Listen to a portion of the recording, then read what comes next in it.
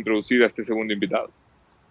Así es, se trata del señor Eduardo Reynoso, es uno de los expertos en cuanto a análisis verbal y demás, ya en el ámbito político, para justamente analizar punto por punto en cuanto a las expresiones, a los discursos, incluso a la vestimenta de cada uno de los candidatos el día de ayer, cuando ya enunciaban, cuando daban sus respuestas, la manera en la que respondían, qué es lo que respondían, porque hay algo que ustedes también tienen que haberse preguntado el día de ayer, y era que muchas veces, de parte y parte, no solo de uno, de parte y parte cuando se le realizaba una pregunta en específico, prefirieron omitir la respuesta, es decir, hacerse los locos, no contestar lo que se les estaba preguntando.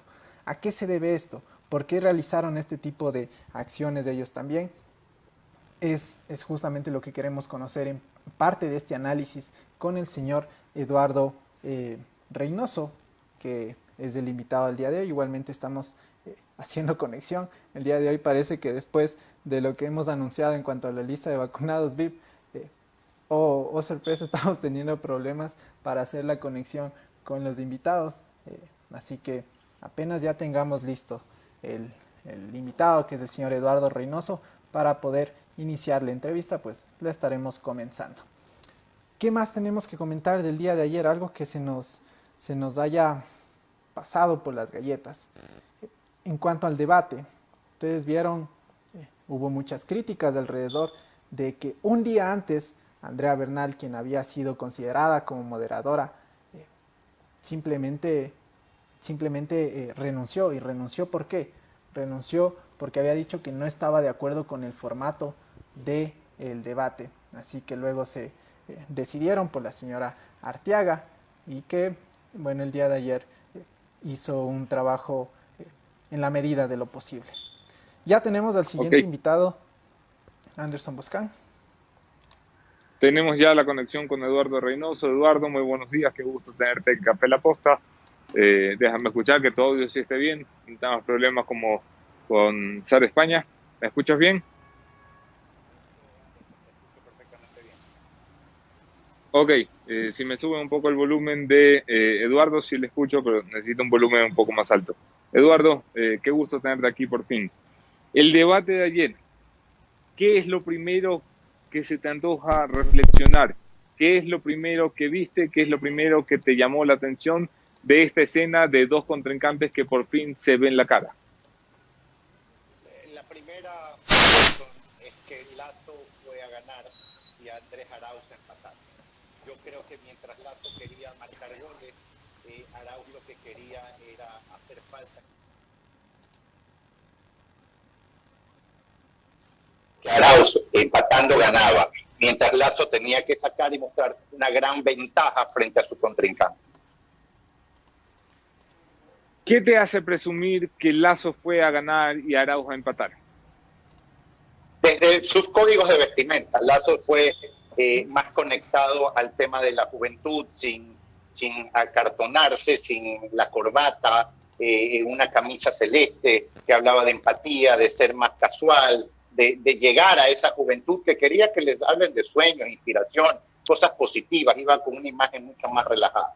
En cambio, desde el punto de vista de la neurociencia, cuando ven los códigos de vestimenta de Andrés Arauz, desde el punto de vista de la corbata siempre denota la intencionalidad que uno tiene a la hora del tono que va a utilizar en el debate. Y era roja, era guerra. Él iba más bien en busca de decir, no soy un niñito, no soy un jovencito que aspira a una presidencia. Lo que soy es un hombre que se puede defender, que tiene carácter y que puede ser aguerrido. Entonces los códigos eran totalmente distintos. Y es porque básicamente digo, Andrés Arauz, ese era el momento más importante en el que Guillermo Lazo que tenía que mostrar su gran diferencia frente a Andrés Arauz. ¿Por qué? Porque el cerebro, Anderson, es comparativo. Pero hay una característica, para poder entender el cerebro y que el cerebro tome decisiones, puede solamente contrastar entre máximo 2 o 3 personas en sí, para saber cuál es la mejor. Eso no podía ocurrir en la primera vuelta. Y no ocurría en la primera vuelta porque hablábamos de muchos candidatos. Cuando hay muchos candidatos, el cerebro simplemente se apaga y hay un sesgo de parálisis de análisis que dice que hay tanta oferta que no puedo entender cuál es el mejor, por ende termino votando por los que tradicionalmente votaba o por los más conocidos de siempre. Pero en este momento ya estaban 1-1. Por ende, esas diferencias positivas debieran ser más marcadas a favor de Lasso, o por lo menos esa era la expectativa. Los candidatos tendían a verse y encontrarse las miradas durante el debate y tendían también a reaccionar. Lasso mantenía una sonrisa estática de esta que le cuesta mucho mantener. Se veía que era una sonrisa en la que se esforzaba por mantener, que era una reacción a Arauz. No sé qué lectura tienes de eso. Y el señor Arauz, por otra parte, tendía a, cuando le tocaba hablar o replicar, no mirar directamente a Guillermo Lasso, sino mirar directamente a la Cámara y por ende a los ecuatorianos. ¿Tiene un mensaje estas actitudes de ambos candidatos, Eduardo? Indudablemente. Primero, creo que Arauz, desde el punto de vista de la puesta en escena, de alguna forma tuvo mayor conexión desde el punto de vista de que tenía que ver la cámara, tenía claro que su conversación era con la gente, no con la confrontación de la persona que tenías al frente. En ese caso específico, Guillermo Lasso sí se sintió incómodo, es que fue atacado. Imagínense qué pasaría si es que uno de repente va a tratar de dar propuestas, va a tratar de explicar a profundidad cómo hacer quizás un nuevo Ecuador probablemente, y de repente empiezan a caerte flechas encima. Entonces, esa incomodidad se vio dentro de las cámaras como tal. Ahora bien, otra cosa sí que es importante y que no pudo dimensionar es que esa sonrisita o ese tema gestual que tiene Andrés Arauz en el inconsciente hacen una alusión directa a lo que de alguna forma es Rafael Correa. Por ende, si quería marcar una diferencia entre lo que es él y Rafael Correa, pues realmente no lo consiguió. Todo lo contrario, esa asociación se solidificó aún más, porque sus códigos de guerra fueron muy parecidos a los que utilizaba Rafael Correa, con menos carisma, obviamente. ¿Qué hay de los tonos con los que se decían las cosas, Eduardo? Me refiero a que no fue un debate donde ninguno de los dos pareció exaltado, ninguno le elevó el tono de voz al otro, aunque hubo firmeza de lado y lado cuando se hacían los cuestionamientos y se respondían a los cuestionamientos. ¿Qué opinas del tono que manejaron? El tono que manejaron, ninguno de los dos fue el mejor tono posible, pero sí pudiera decir algo, un análisis muy simplista. Aquí no estamos hablando de gustarle a todos, estamos hablando de ir por ese 47% de gente que no terminó votando ni por el uno ni por el otro en primera vuelta, que es al que llamamos antipolítico, pero no es antipolítico porque no le guste la política, es porque no le gusta cómo está concebida la política como tal. Por ende, esa gente lo que buscaban era esperanza, sueños, causas, inspiración, todos estos elementos positivos que definitivamente se vieron empañados básicamente con la retórica del ataque y la confrontación típica que se manejó y que le inició Andrés Arauz.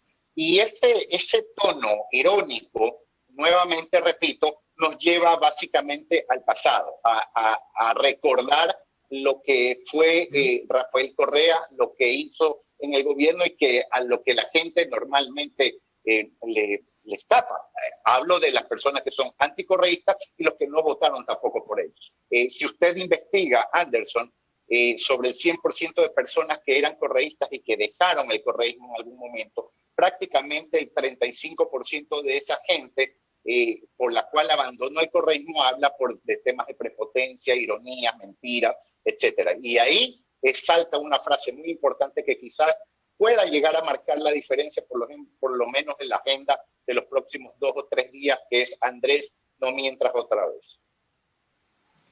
Esa frase evidentemente la llevaba preparada el señor Lasso, se notaba que era de las frases de guiones que llevaba para cuando se diera la oportunidad. La intención de esto, ¿cuál era? Este es el levántame la mirada, señor Borja, de hace 36 años, Eduardo.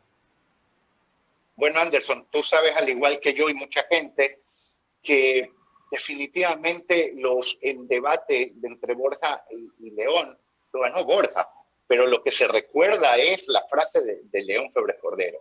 Indudablemente hoy esta frase es la que más se va a recordar. Y yo diría que hay 4 ideas en las cuales se enfrascó el debate el día de ayer. Primero, que Lasso fue banquero. Segundo, que Arauz es hijo político de Rafael Correa. Tercero, que a Lenín Moreno nadie lo quiere y lo desconocen. Y cuarto, Andrés, no mientas otra vez. Desde ese punto de vista, es interesante que si lo maneja muy bien la campaña de Guillermo Lasso, esto podría convertirlo a Arauz en un meme. Y eso es algo realmente poderoso. Pero tienen que llevarlo desde el punto de vista más de la forma antes que del fondo. Porque si vamos a analizarlo del inconsciente colectivo, todo político miente según el inconsciente del ecuatoriano. Así que hasta qué punto sería eso tan efectivo, pues no lo sabemos hoy. Ayer hubo varios intentos de ir por el 47% que mencionaba, por el electorado flotante, que le llamo yo.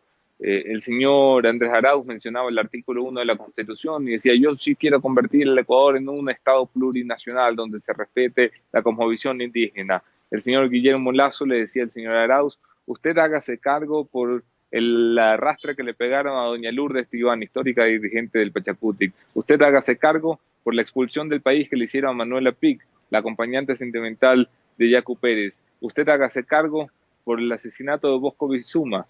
Evidentemente eran estos mensajes hacia el electorado seguramente más cercano a Yacu Pérez. ¿Crees que alguno de los mensajes llega?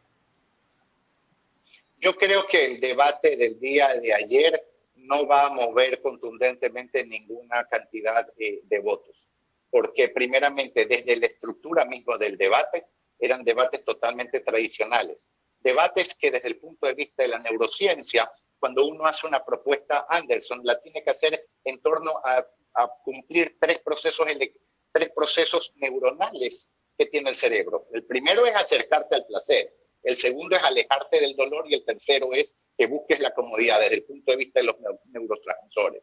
Por ende, ¿qué es lo que quiero decir? Cuando tú hablas de temas que tienen que ver con inseguridad, con temas que tienen que ver con salud y pandemia, o economía y empleo, lo que estás hablando es a ese segmento que de alguna forma quiere alejarse del dolor. ¿Qué es ese correísta o anticorreísta? Del que ya le hablaron de manera tradicional, al que le funciona el miedo, le funciona la ira como emoción. Sin embargo, el otro 47%, que es este antipolítico, no busca que lo alejen del dolor, va más allá. Dicen, acércame al placer, quiero ver un Ecuador que renazca, un Ecuador diferente, no me digas que lo que estoy viendo hoy es lo máximo que podemos vivir. Así que inspírame, lléname de positivismo, háblame de causas, háblame de todo aquello que quiero llegar a soñar, háblame de emprendimiento, de robótica, de muchas cosas más. Entonces son esos temas los que no se hablaron y justamente va enfocado a buscar el placer en el cerebro. Cuando llamo el placer no hablo de algo lúdico, hablo de que los neurotransmisores como dopamina, serotonina, etcétera, se activen. Y esos son los que de alguna manera generan lo que siempre llamamos la conexión entre las personas. Siempre decimos que queremos y debemos conectar entre votante y electorado, aunque yo difiero de eso. Yo lo que creo es que hay que conectar entre seres humanos, porque nadie nace siendo un candidato, tampoco nadie nace siendo un votante. Así que la conexión es entre las necesidades de los seres humanos. Pero dicho esto, yo no creo que eso haya sido abarcado el día de ayer. Eduardo, finalmente agradeciendo tu participación en este espacio, si el debate no va a mover masas de votantes, ¿qué efecto va a lograr? ¿Qué es lo que sucede hoy que no sucedía ayer antes del debate en la mente de los electores? Indudablemente ayer, el debate no ha terminado. El debate tuvo una noche, que son los insumos necesarios para hacer que en los próximos días, quizás una semana entera, de alguna forma en los medios de comunicación y en los medios de comunicación de las propias campañas se difunda esa percepción de triunfalismo, se difunda la percepción de que ese candidato puede llegar a ser el presidente como tal. Por ende, hoy ya queda en el rol de cómo manejes tus medios de comunicación para lograr impactar y conectar en la mente de la gente, y eso va a ser un fuerte trabajo que ambas candidaturas van a tener desde el punto de vista de sus equipos y asesoramiento. Ahí es donde realmente va a estar la gran diferencia. Recordemos que muy pocas personas ven los debates, cada vez más, sí, pero son pocas igual. La amplificación del mensaje es muy importante y eso es lo que vamos a ver ahora. Como reflexión, yo quisiera decir que la democracia ha avanzado, ya tenemos por lo menos debate obligatorio, y creo yo que algún día debiéramos avanzar a que también todas las personas que somos votantes también sea obligatorio ver el debate.